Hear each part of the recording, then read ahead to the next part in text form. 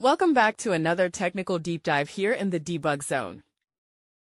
Today, we're tackling a big question and breaking it down with insights from other users.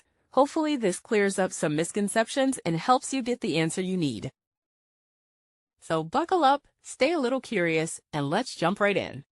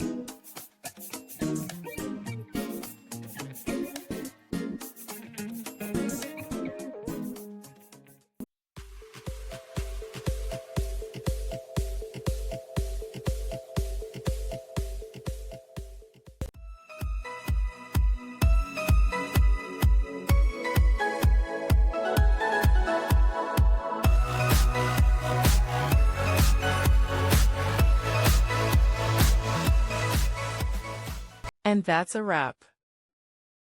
I hope you found the answer you were looking for. If you did, take a second to hit that subscribe button. It really helps out. And let me know in the comments which solution worked best for you.